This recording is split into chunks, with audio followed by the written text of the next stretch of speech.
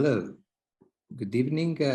My name is Massimo Volpe. It's a pleasure to introduce this European Heart Journal Dialogue. I wish to thank very much the journal, the editor-in-chief, Professor Crea, and the participants. Our guest today is George Bakris, which I will introduce in a second. And we have two top experts in the field, Ernesto Schiffrin from Montreal in Canada and Francesco Paneni from Zurich in Switzerland, which will participate in the discussion. I can see that already many colleagues are joining us, and I hope they will be ready to ask questions and to make this meeting today very interactive.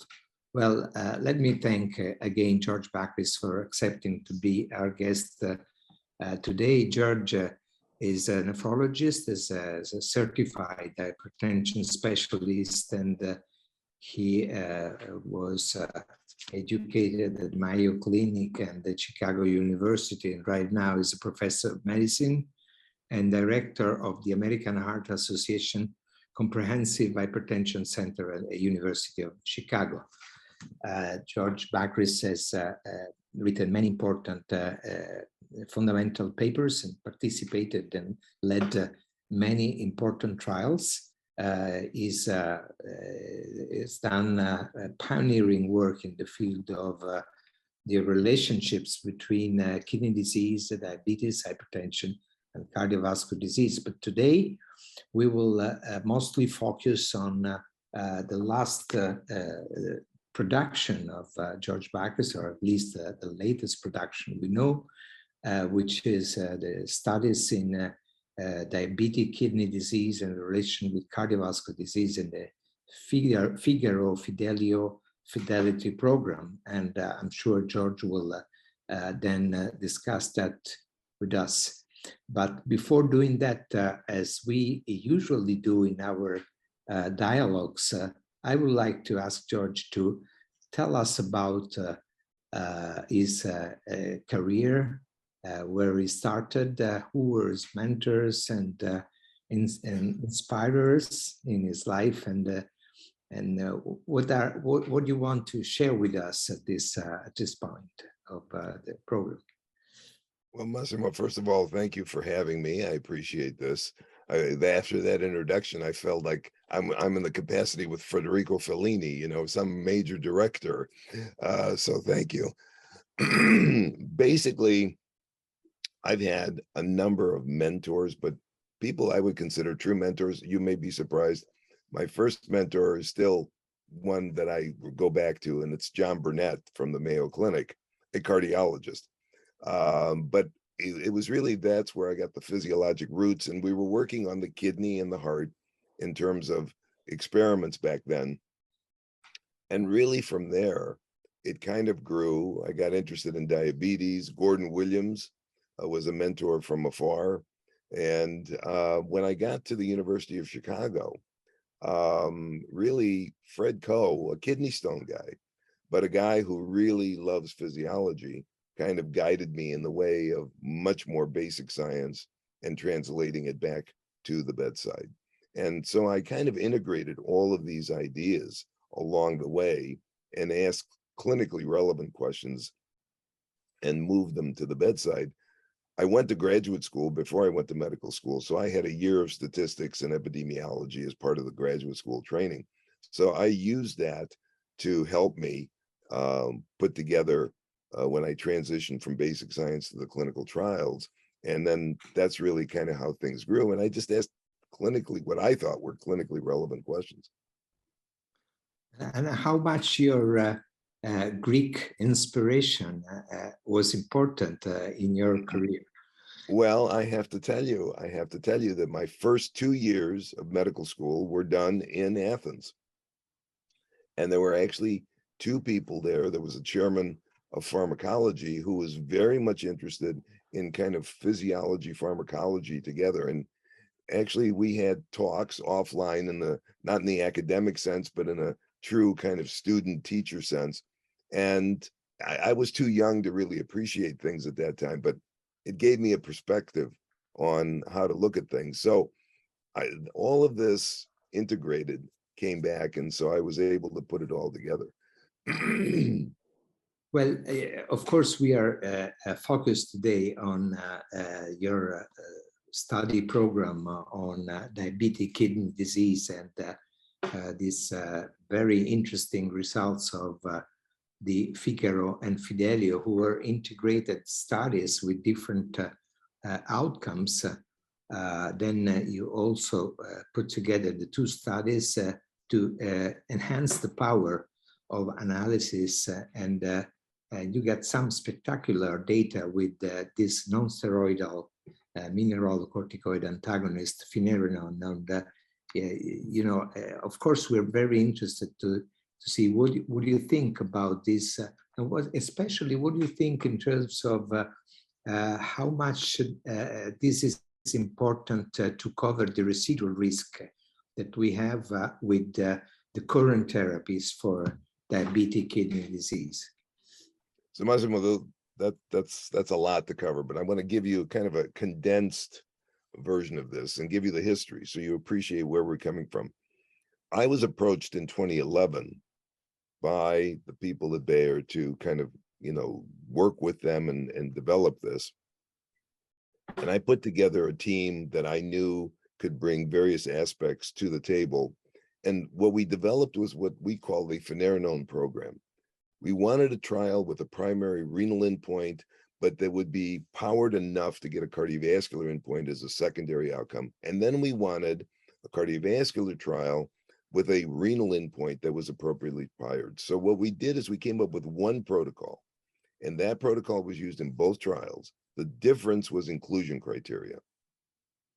One of the things that we wanted to do, and the company was afraid to do it, is we wanted doubling of creatinine as a primary endpoint for the kidney trial, because it's a much more rigorous endpoint. They wanted 40% because the FDA would accept 40%. And we lost that, they got that, but we subsequently did analyses on doubling, and we'll talk about that in a minute. But basically, we also wanted everybody to be on maximally tolerated doses of ACEs or ARBs. Why? Because I, at the time, was doing the Credence trial. And in that trial, we just wanted to make sure you were on an ACE or an ARB. We didn't care about the dose, but we wanted maximally tolerated doses because those are the doses used in the outcome trials. And we don't know with lower doses. In fact, Murray Epstein published something in 2015 showing if you reduce the dose by 50%, you do not get anywhere near the benefits that you do at maximally tolerated doses. So that's why we wanted that, and that's a distinction in both those trials. And then we wanted to be able to do a patient level, individual patient level analysis of everybody, because that would cover the spectrum of kidney disease. And we could do this because it was the same protocol. And we had pre-specified endpoints, cardiovascular and renal, and that's the fidelity analysis. And that's kind of how that grew. And I have to tell you, you know, you're talking about 13,000 patients. We had to screen over 30,000 patients to get those 13,000. So because of a lot of this being not able to tolerate maximal doses of ACEs or ARBs. So I think that's the background of the study that went forth. And then subsequently, we've done a whole bunch of other things, and we can talk about that. But the major issue is that they were able to reduce cardiovascular events, primarily driven by heart failure, not too much on the other issues. And then secondly, kidney disease progression, in fact, in fidelity was overwhelmingly positive. All secondary, all components of the primary endpoint were positive. So there's a clear benefit here in people with diabetic kidney disease that have a variety, a spectrum of albuminuria. And so, and since heart failure is 3 times more common in people with kidney disease than it is in the general population, given the benefit there, it's really amazing. And we also have data, not powered, we have trends, that when you combine SGLT2s with finerenone, you get a protection against hyperkalemia that you get from the finerenone, and you actually get better albuminuria reduction and other things. Now, did that translate into outcomes? No, because we weren't powered. And back then, SGLT2s were not mandated to be used that they are now. So a lot of things have evolved during the trial. Yeah, I like to involve, our experts in this discussion, and to start with our old friend Ernesto Schiffrin. Thank you very much, Ernesto, for joining us today. You're mute right now, so I hope they unmute you. Yes, not old, friend for a long time. So yeah, this is our extraordinary trials, and Fidelity underlines in a very large population, putting the two trials together, the power of mineralocorticoid receptor blockade in chronic kidney disease, in diabetic chronic kidney disease. So my question to George, on the basis of your work in basic science, what do you think the mechanism of this effect is? Is it, as we and others have shown for mineralocorticoid blockade with other drugs, with spironolactone, the classical one, an effect on inflammation, on fibrosis? Or is it a hemodynamic effect? Is it an effect on vascular stiffness? Is it an effect at any other level on natriuresis that could result in this slowing down of the progression of chronic kidney disease in diabetic patients? So Ernesto, excellent question. The bad news is the answer is all of the above to a certain extent. Definitely there's an effect on inflammation. And in fact, there's a very nice basic science study that was published in the American Journal of Nephrology about 1.5 years ago by Peter Kolkoff. And what he did there is he used two different hypertension models, not diabetes models, but hypertension models, and actually looked specifically at fibrosis in the heart, fibrosis in the kidney, albuminuria, and looked at specific markers like collagen and other markers. And what he found was a significant reduction in cardiac fibrosis in both models, a significant reduction in interstitial fibrosis in the models, and an additive reduction when he added an SGLT2 to finerenone on albuminuria reduction, and similar effects actually between the two, SGLT2 and finerenone. So is it reduction in inflammation? I can't prove that to you, but there's highly suggestive evidence of it. To me, fibrosis is an extension of poorly controlled inflammation. So yes, I think there's a reduction there. I think when you're looking at natriuresis, the natriuretic effect of these compounds in normal kidneys exists, but it's, I would say, equal to maybe 10 milligrams of hydrochlorothiazide. It's not a huge diuretic effect. And so I don't think there's much going on. Is there a hemodynamic effect? Yes, there is a hemodynamic effect. And we show it because just like SGLT2s, the initial GFR drop occurs. That exists. It's not the same magnitude as SGLT2s, but it's similar in that regard. And again, the curve flattens out and goes out, as we've published. So I think it's and by the way, there are papers that are now being considered, they're being reviewed, that finerenone does have antihypertensive activity if you are hypertensive. In other words, if your blood pressure is above 140, there's a nice drop in pressure. You don't get that if you're normotensive. It's kind of a smart drug. But guess what? As you know, spironolactone is very similar in that regard. So if aldo's playing a role, then it's going to do something. If it's not playing a role, it's not going to do much. So I think it's multifactorial. And the other thing that's not appreciated, that I know you know, is most of these patients are obese, and visceral adipocytes are known to increase aldosterone, or produce aldosterone, not increase it, but produce it. So I think there's a relative hyperaldosterone state, not primary hyperaldosteronism, but relative hyperaldosterone state in diabetic obese patients. And I think a lot of these patients met that criteria. And I think that's part of the reason why there was some benefit that was seen. Yeah, on a more clinical field, let's say, although it is well known that mineralocorticoid receptor blockade may be associated with hyperkalemia, in Fidelity you show relatively little hyperkalemia when putting the two trials together. In the original trials, the same thing, although more, of course, than placebo. Do you think that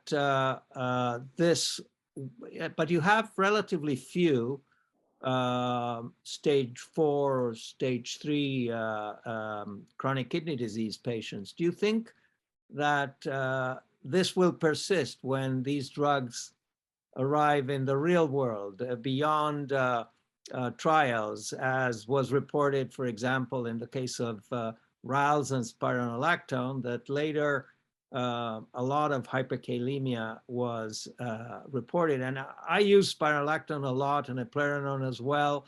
And I get a lot of panic potassium values that are transmitted to me. And we know that physicians are not very keen on receiving panic potassium values. So what do you think will be the impact in the real world of the potential for hyperkalemia? So let me give you a perspective. First of all, let me give you a perspective. I think the best answer to answer your question is from the Fidelio study. The Fidelio study had a mean GFR of 44, and almost all those people were stages 3 and 4. We had a minority that was stage 2. And in fact, we had GFRs going down to 25, and there were a couple of people below 25. So there's no question that the risk factors for hyperkalemia are GFR below 45 and or a K of greater than 4.5 if you're on a diuretic. Okay, and we proved that again. However, it's interesting, the magnitude of hyperkalemia, and actually we just have a paper out, just published, comparing the AMBER trial to these trials. And so AMBER and spironolactone, and so just very quickly, spironolactone was given to everybody with resistant hypertension in the AMBER trial, and the goal was to use a potassium binder versus placebo. The mean GFR in that trial was 37. So we compared the incidence of hyperkalemia in that trial with the incidence of hyperkalemia in Fidelio with the GFR of 44, and we didn't give any binders. There were people that got binders 1 day, 2 days, but nobody was on persistent binders. The placebo group that got spironolactone without a binder in AMBER was 23%. Our incidence of discontinuation for hyperkalemia was 2.8%. So it's a lot less hyperkalemia, regardless of how you slice it. So no, everybody's worried about the Gerling paper. You ain't going to see that. It's not going to happen because the incidence is not as great. I would come back to you and say the molecule is different. The specificity is different. And what it does to activating genes when it hits the receptor is different than Spiro. And there must be something about that that is affecting potassium changes in the kidney or the channels. And that I don't know. And I don't know that anybody's looked at that. But that, for me, is where it's at. I've used it now in 30 patients. I haven't had any problem with potassium. Yes, I've guarded against that because they're on diuretics, they're on SGLT2s, but it's what it is. So there's some evidence that there may be a differential distribution of these non-steroidal mineralocorticoid receptor blockers relative to spironolactone or eplerenone, heart versus kidney, perhaps blood vessels is where we have investigated mineralocorticoid receptors. And so you think that this may relate to the non-steroidal nature, different binding or pharmacokinetic and pharmacodynamics in these molecules, ending up with less effects on the kidney relative to other sites where there are mineralocorticoid receptors, and consequently less hyperkalemia than with the older mineralocorticoid receptor blockers? Yeah, exactly right, Ernesto. That we've actually put that in print, that we think hypothesis that's one of the reasons why there's a differential effect, that kind of disjoint between heart and kidney with the nonsteroidals versus Spiro. And I think that is a factor that's contributing to that. How much it's contributing, I don't know. But I think that is a factor, yes. Yeah, before I switch to Francesco Paneni, let me remind you that if you want to ask a question, you can just raise your hand if I see you, or write in the chat your questions to Professor Bakris, and it will be a pleasure for him to answer. So, Francesco, what do you think from your perspective of these studies, and what are your questions? Thank you, Massimo, and nice to meet you, Professor Bakris. It's really great to have the opportunity to discuss the future of these drugs in this clinical context. Actually, cardiorenal medicine is changing as we speak, and I think we are all eager to figure out how we can employ this drug in personalized care. The first question I have, it's a more clinical questions. Do you think that we can interpret the overall findings of the Fidelio and Figaro program as just as a proof of concept findings that we can extend far beyond diabetes, far beyond chronic kidney disease, the benefits of this drug? In other words, how feasible and how biologically plausible is to explore this drug across the whole cardiorenal spectrum? To give an example, starting from patients with arterial hypertension and simply microalbuminuria with a normal GFR, till patients with heart failure or hemodialysis patients. Thank you. Yeah, that's a very good question. Well, certainly the company is banking on that because they're doing fine CKD in non-diabetic patients over a bigger spectrum of GFR. They're doing a heart failure outcome trial in HFpEF. And so clearly there's going to be some data coming out on this. There's a combination therapy trial with SGLT2s and finerenone, but it's only looking at albuminuria. But I think if you look at the data from the Figaro trial, which was a lot higher GFR, mean GFR of 62, a lot of people with microalbuminuria, the cardiovascular benefit was seen there just as well as it was in people with more advanced disease. Now they had diabetes, okay?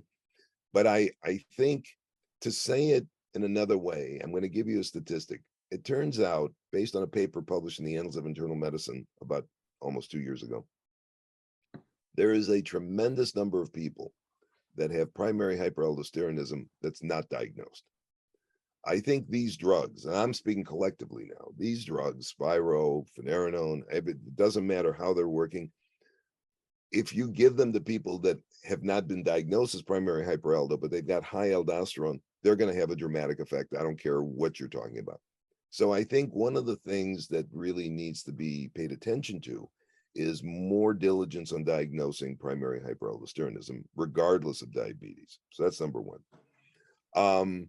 I think anyone that is going to have microalbuminuria, which is a cardiovascular risk marker, or anyone that's got HFpEF or HFrEF is going to get a benefit from finerenone. And why am I saying finerenone? Are you going to get a benefit from Spiro? Yeah, you could get a benefit from Spiro. The problem is that the side effect potential of Spiro is huge. The bad news, and Ernesto may disagree with me, eplerenone is a great drug, but its blood pressure lowering ability is weak. Nothing like spironolactone. And frankly, in a comparative study that was done early as a phase 2 study between eplerenone and finerenone actually gave a little bit better blood pressure reduction in people with higher amounts, but these are people with heart failure. So I think that this new era of non-steroidals, and I can tell you there's 4 others, and one of them is being developed as a resistant hypertension drug, very powerful blood pressure lowering ability. So that even within the class, there are differences. And I don't think they're well understood why those differences are there.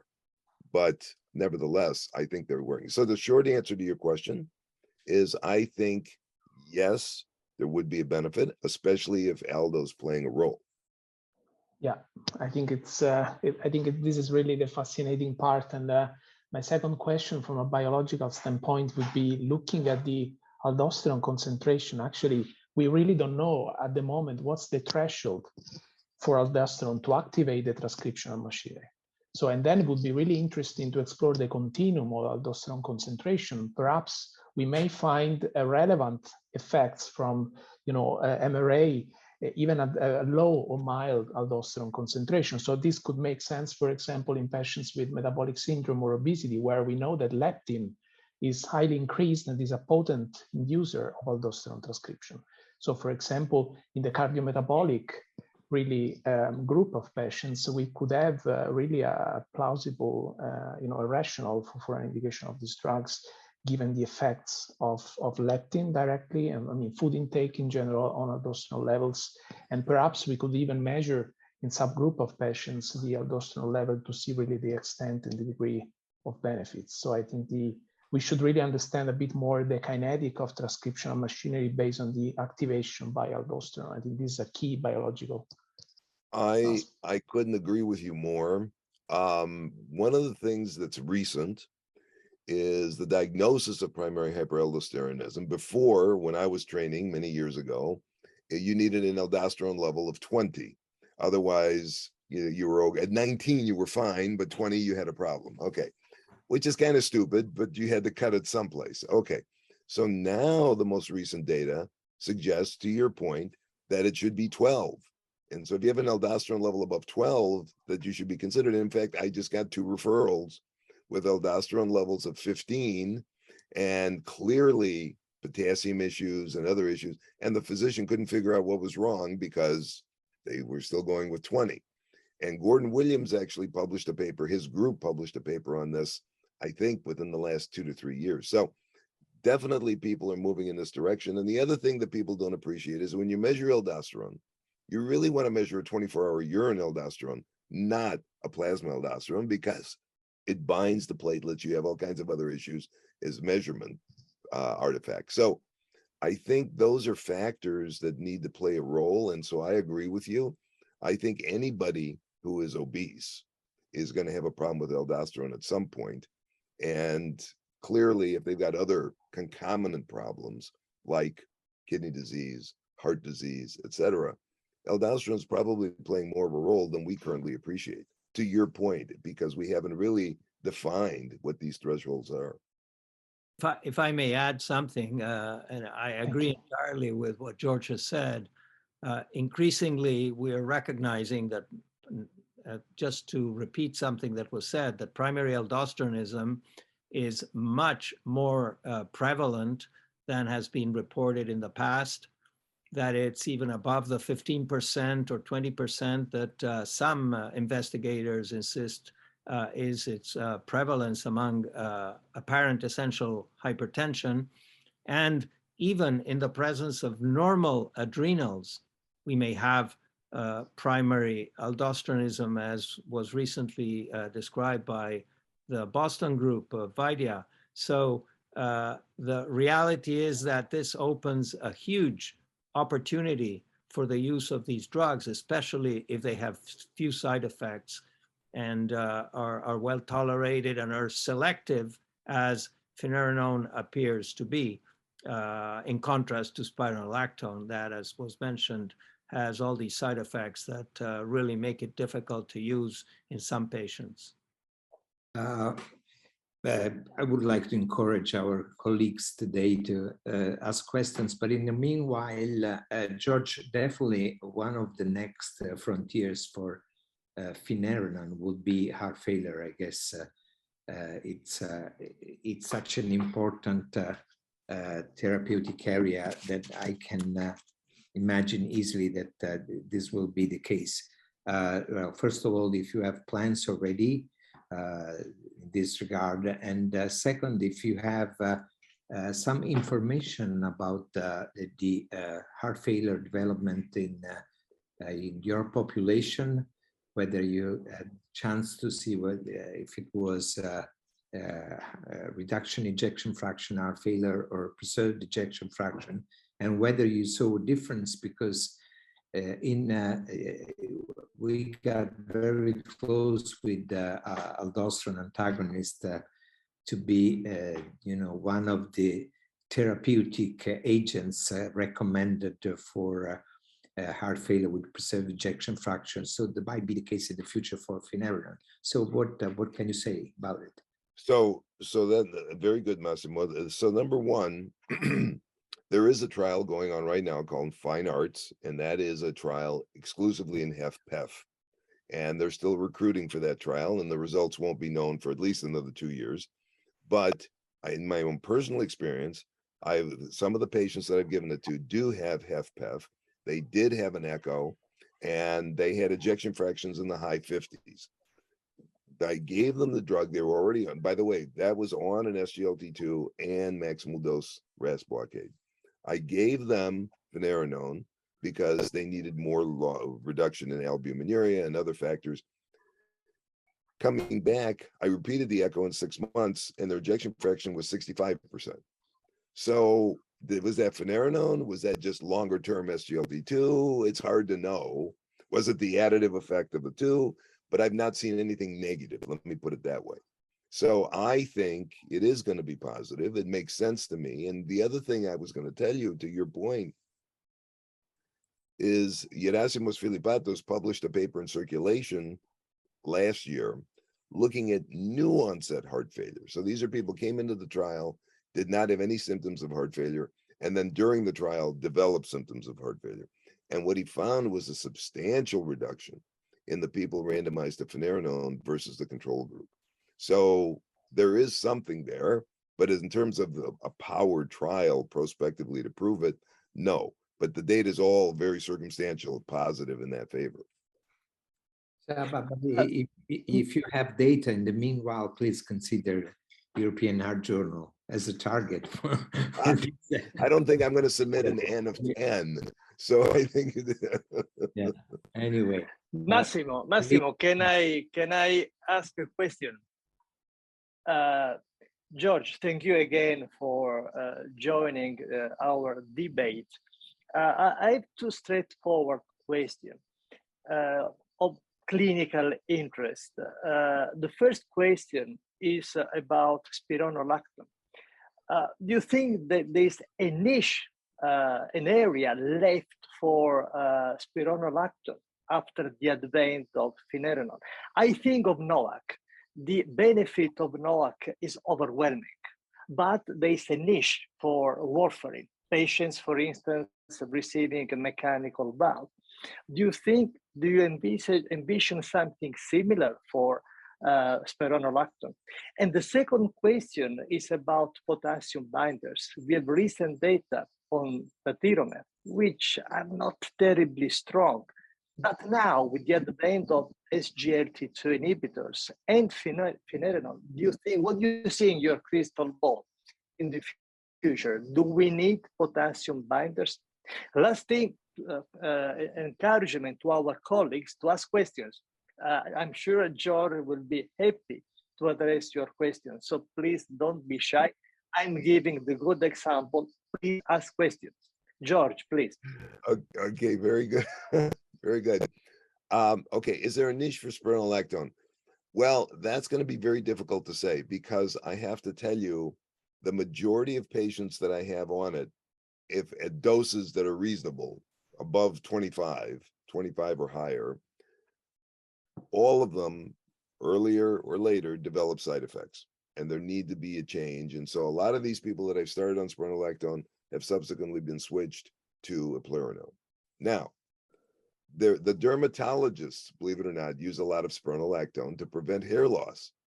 So I think you can take some of those side effects to your advantage, and you don't get any hypotension in these people because they're not hypertensive. And so it's quite interesting what the niche value of spironolactone is. But I think here it's a problem. So you need something that doesn't really have the tolerability issues. Now, to your point about binders, clearly there's a benefit of using the SGLT2s with finerenone because of reduced hyperkalemia. And we showed this in the advanced kidney disease study, the Fidelio study. So I don't know, patients hate it. Okay, I'm going to give you this drug. By the way, you're going to have this side effect. So I got to give you this drug to prevent that side effect. And by the way, these drugs are expensive. So nobody wants to hear that. And so if you can give a drug, especially if they're already on a drug that's going to give you some benefit on potassium, I think it's fine. in the fidelity analysis totally, there were, I think, 110 people that used a binder for one day here, one day there. And that binder was predominantly K-exolate. And because it was up to the investigator's discretion whether they wanted to use it or not. And they, like I say, it was not used throughout the trial. So I think that the niche for spironolactone is going to be trying to take advantage of its side effects if you can in those disease states. The other problem is that you've got a drug with such a long half-life that if you get in trouble, it's going to take you a long time to get out of trouble. Finerenone has a half-life of 3 hours. You get in trouble, you're out of trouble pretty fast. So now, having said that, Ernesto is going to beat me up because I haven't talked about the receptor binding, which is totally different than the half-life. But nevertheless, I think it's important to keep those things in mind. But George, well, George, before asking Massimo to carry on with the dialogue, I will follow your suggestion to use spironolactone for my hair. I've not tried yet, but perhaps it might work. It's too late. It doesn't grow. No, you need minoxidil, and so do I. No, spironolactone will prevent hair loss. It's too late. We needed to use it way back. Next life, then. Yeah, there you go. Yeah, well, it was a question from Roy Matthew. It's a clinical question. I found that some hypokalemia in hypertensive plus or minus diuretic is sufficient to see a response to aldo blockade. How often is hyperaldosteronism without some degree of hypokalemia? So in other words, do we really need to test for elevated aldosterone, whatever the limit, to treat, independent of considering adrenal adenoma management? So that's an excellent question. And you may be surprised to find out that only 30% of people with primary hyperaldo actually have significant hypokalemia. The majority do not have significant hypokalemia. So if you're seeing hypokalemia, and I think the big thing, because you mentioned diuretics, if you've got somebody with a potassium of say 3.9 and you put them on hydrochlorothiazide, low dose, and now their potassium is 3 or 2.8, that's primary hyperaldo till proven otherwise. You should not get anywhere near that kind of drama, even on a high salt diet, in a very short period of time. So very important to know that. Yeah, there's another question from, well, no, it's Filippo encouraging people. So I would rather do another round with Ernesto and Francesco. Do you have other curiosities or questions that you want to ask George? Ernesto? Your microphone is muted. Yeah? Ernesto, you're muted. Oh, okay, now it's good. Didn't want to add to the background noise. So earlier, Dr. Paneni brought up hypertension, and we know that blood pressure tracks with levels of aldosterone in the Framingham study. And so it is highly likely that aldosterone is playing a role in many patients with hypertension. And we know the Pathway 2 trial with Spiro that demonstrated extraordinary effects in those patients who had resistant hypertension. And I personally have used spironolactone for a long time, and eplerenone, especially in male patients who can pay for it. Yes, unfortunately expensive. When they exhibit resistance to full doses of 3 classes of antihypertensives. So what are the plans to extend the therapeutic goals of the use of finerenone, including other forms where aldosterone may be playing a role, even when the plasma levels are normal, because it also all depends on the relationship with other hormonal systems, including the renin-angiotensin system? So that's an excellent question, Ernesto. I can tell you, we have approached the company, the larger steering committee, not just me, have approached the company about doing primary hyperaldo, which we thought would be a very viable standpoint. They're already doing heart failure, so they're looking at that. They did not, by the way, do HFrEF because Spiro's indicated for HFrEF, so they couldn't really do a trial that would be quote placebo controlled. So that's why they're doing HFpEF. And the non-diabetic group. Now, beyond that, as I said, primary hyperaldo is something that we've approached them about. They're thinking about. They're actually trying to do a small study in type 1 diabetes because there it's wide open. And so, you know, there's a lot of issues that that I think given their budget, they're doing what they can. And so if you want to do a primary hyperaldo study, I think if you want to do your own study and do like, you know, randomize 100 people and to one group versus another and check it out, I think that would be fine, but you're not going to get a big trial is what I'm saying. Not that I'm aware of. How about resistant hypertension? Yeah, resistant hypertension. Okay, that's an excellent, that's another thing that's been brought up. They're not going into that arena, but I will tell you, there's another non-steroidal MRA, octreotide, it's a weird name, the KBP 5074 compound, which I've been involved with doing a lot of these studies. That's in phase 3 trials now. That's giving an 11 millimeter, this is published in Hypertension, 11 millimeter placebo subtracted reduction at the higher dose. Yes, there's hyperkalemia, but like finerenone, not that much. So I think it's important to understand that within the class, these drugs are good.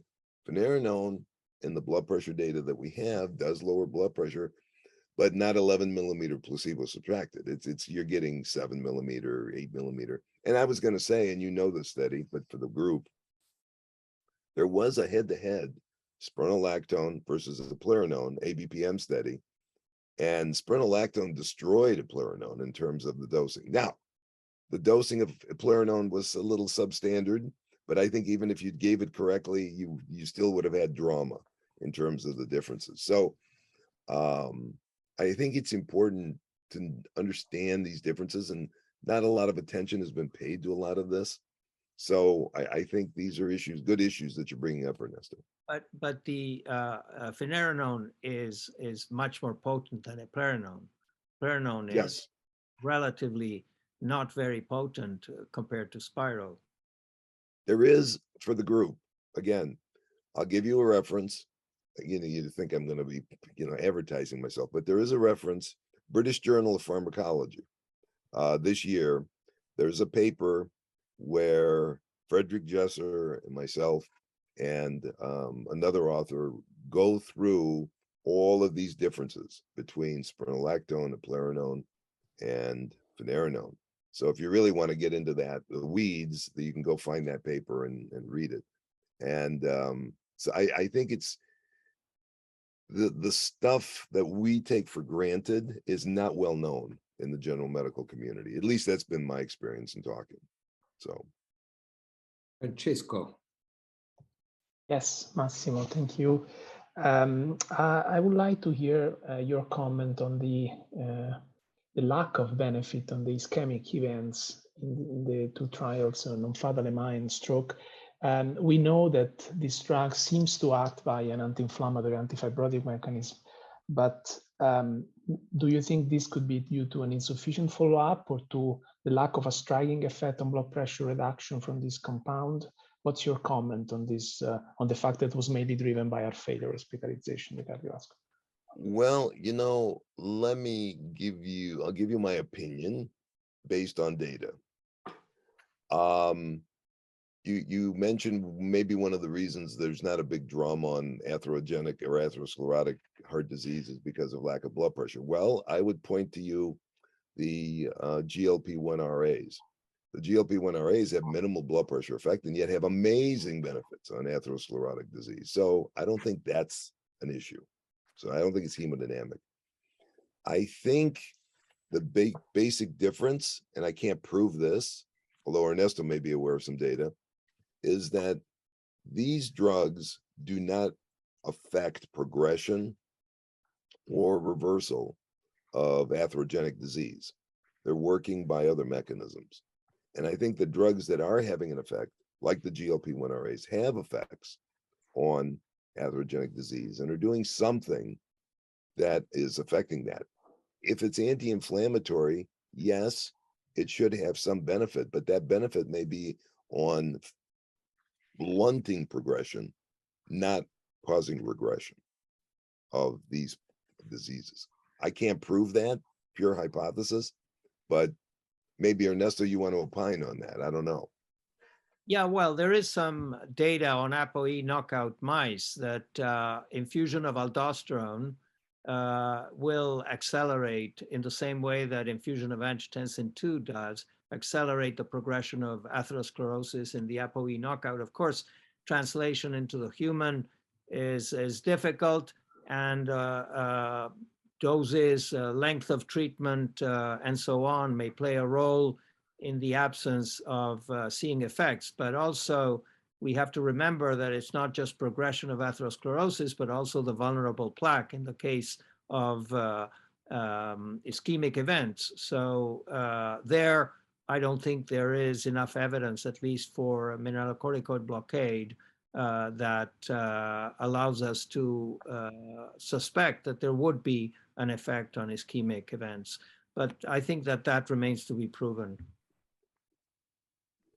Yeah, but if I can make a comment on this, the anti-inflammatory effect might play a role coming to plaque instability, because we know inflammation is important in that setting to tip the balance towards instability. So an anti-inflammatory effect might work in that direction, hypothetically.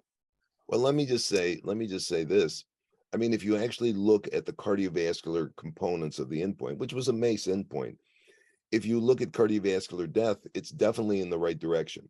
Doesn't, in fact, in fidelity, it just misses statistical significance. It's just right on the line of identity. So it's clearly a benefit. It's just not a dramatic benefit. And I think that's the difference between the two. So I think you're right. I think there is a role there, but it's not a major role. Well, on a more general, area of questions, George, I'm quite interested in this new fashion of the pooled analysis. Now we have pooled analysis for different drugs we have with the SGLT2 inhibitors and others. And of course, this is not pre-specified when you start the studies. And so in terms of, what we recognize as, evidence to bring for guidelines and other things, you think we should revise a little bit our attitude to pre-specified analysis, and particularly to pooled analysis, because this may indeed add important information. So it's a question that many people are raising today, and I want to hear your opinion. So Massimo, I would say that I would give you a qualified yes, but let me explain what I mean by that. I think people have jumped into the meta-analysis bandwagon, thinking if you just put a bunch of studies together and do an analysis, and as Franz Messerly would tell you, it's like a bouillabaisse and one rotten fish spoils the whole thing. We all know this. Okay. But I think these individual patient level analyses are different. And if you do it the way we did it, they're very different, even different from the individual patient analysis, because you've got similar protocols and different inclusion criteria, and it's all controlled. It's all by the same group. It's all being put together. So it really is kind of an individual giant study. I think individual patient analyses are always better, regardless of how you're getting them, assuming the inclusion criteria are similar. And then you can really get powerful data to look at that. So those are very different than meta-analyses. And I think there's a lot of looseness in terms of definitions. And I think a lot of clinicians are not familiar with these distinctions that you're bringing up. And I think we need to educate them because they are different in terms of the power of what you get out of them. Well, thank you very much. Another question that I have is about microalbuminuria. I'm sure you will give us an unbiased answer, but how common do you think should be the measurement of microalbuminuria in the practice today? Because there are not many doctors, not even in diabetics or in hypertensive patients or in cardiovascular patients that put in the routine analysis microalbuminuria, which on the other hand seems to be an important biomarker. What can you suggest? Yeah. Right. So I will tell you that if you have diabetes, it must be measured annually. That is in the American Diabetes Guidelines, and it's in the laboratory guidelines that go with the American Diabetes Association. So there's no question. And if you look at the KDIGO heat map, so to diagnose what stage of kidney disease you have, you need both albuminuria and GFR. So if you only have GFR, you literally are doing a half-assed job of diagnosing kidney disease. You need the albuminuria. Now that's in diabetes. In hypertension, it's a little looser.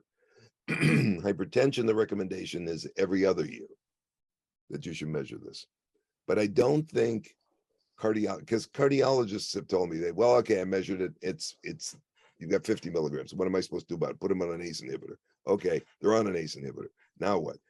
I think you need to look at it like that. You need to look at it as it is a risk marker, not a risk factor, but it's a risk marker for cardiovascular disease. And in fact, there are two analyses, very large analyses, meta-analyses, that compared CRP to microalbuminuria and predicting cardiovascular events. And in both those trials, guess what? CRP lost, microalbuminuria won. It was a better predictor. And so now with the data from Figaro in the cardiovascular group, if you measured microalbuminuria and you treated those patients appropriately, there was a 36% reduction in people going into dialysis.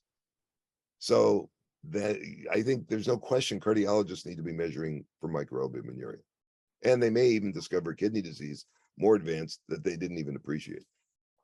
Well, we have a question from Dr. Wayne Kesenmeyer, and it's about whether finerenone antifibrotic effect involved in us.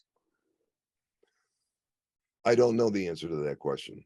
I don't know the answer to that question, and I don't know of a lot of data that has specifically looked at that, but that is an excellent question.